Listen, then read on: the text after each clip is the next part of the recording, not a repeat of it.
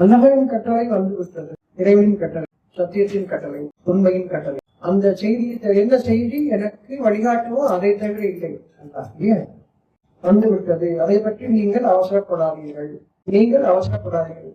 ஒரு இது படிக்கும் போது நமக்கு என்ன புரியுதோ அந்த புரிந்ததிலிருந்து தொடங்கணும். எந்த வார்த்தை எனக்கு தெளிவா புரியுது, அந்த ஒரு வார்த்தை எனக்கு புரியுது. அதாவது மத்த எல்லாம் முன்னும் பின்னும் நீங்க எப்படி படிச்சாலும் சரி வேதத்துல குழப்பமே வராது. மற்றபடி நீங்க எந்த புத்தகம் வந்தாலும் அந்த வருஷப்படி படிச்சாதான் உங்களுக்கு புரியும். கதை மாதிரி போகும். இது அப்படி வாழ்க்கை புரிஞ்ச இடத்துல இருந்து தொடங்கணும். மற்றொரு ஒருத்தருக்கும் நீங்க பேசுறதுக்காக இப்ப எனக்கு ஒண்ணும் புரியல, ஏதாவது முதல் ஒரு விஷயத்த சொல்லு, அப்புறம் அதுல இருந்து நான் பார்ப்பேன் கேட்குறீங்க. அப்ப வேதத்துல இருந்து நீங்க எந்த வார்த்தை உங்களுக்கு புரியுது முதல்ல. இப்போ உதாரணத்துக்கு அவசரப்படாதீர்கள் புரியுது, அதனால புரியல.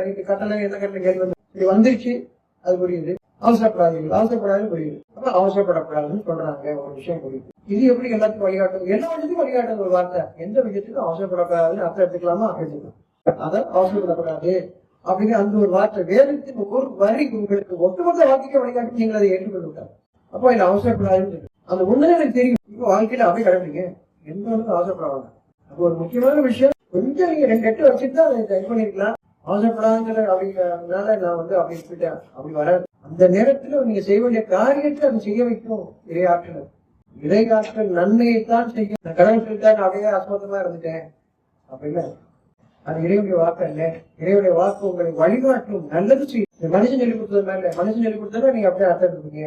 கற்றுக் கொடுப்பவன் இறைவன். நான் குரானை கற்றுத் தருவேன், நான் மறையை கற்றுத் தருவேன், நான் வேதத்தை கற்றுத் தருவேன் இறைவன் சொல்றேன். வேதம் கற்றுக்கொள்ளும் பொழுது உங்களுக்கு உங்கள் இறைவன் கற்றுத் தருகிறான், யாரும் குரு கிடையாது. வேதத்தை கற்றுத் தருவன் உங்களுடைய இறைவன், குரானை கற்றுத் தருவன் உங்களுடைய இறைவன், மறை கற்றுத் தருவன் உங்களுடைய இறைவன். உள்ளத்தில் இறக்கி வைக்கின்றான். காதம் போடுறதில்லை, வாய் வாசிச்சு கண்ணி பார்த்தது காது கேட்டது இது இல்ல வேதம். வேதம் உள்ளத்தில் இறக்கி வைக்கப்படுகிறது. அதுதான் வேதம், அதான் குரான், அதுதான் மறை. காதம் எல்லாரும் போடுவாங்க, எல்லாரும் வாசிக்கணும், எல்லாரும் பார்க்கணும், செய்யணும். மனதில் இறங்க வேண்டும். அது அப்பதான் அது வேதம், மறை, குரான். இதை பற்றி ஆசைப்படாதீங்க, இறைவனின் கட்டளை, அல்லாஹ்வின் செய்தி. என் உள்ளத்தில் எனக்கு வழிகாட்டக்கூடிய அந்த செய்திக்கு பேர் அல்லாஹ். ஒவ்வொருத்தருக்கும் அவர்களுக்கு அந்த சூழ்நிலையில் அவர்களுக்கு எது வழிகாட்டுகிறதோ, அவர்களுக்கு வழி அறிவிக்கிறோ அது அல்லாஹ்.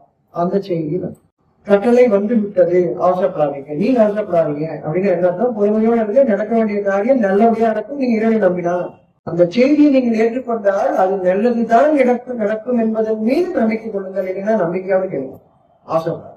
எனக்கு நம்பிக்கையே வரமாட்டேங்குது, நம்பிக்கை இல்லை, வர நம்பிக்கை கேளுங்க. ஒரு அவசரம் நம்ம நம்பிக்கை கொண்டுதான் இப்பயே பண்ணிட்டு ஒரு அவசரம். இப்ப நம்பிக்கை வரும், நம்பிக்கை கேளுங்க, நம்பிக்கை வரட்டும், ஒரு அவசரம். இறைவனுடைய பாதையில் அவசரம் இல்லை, நிர்பந்தம் இல்லை. ஏன்னா உங்களுக்கு மரணமே இல்லை, எதுக்கு அவசரப்படுறீங்க?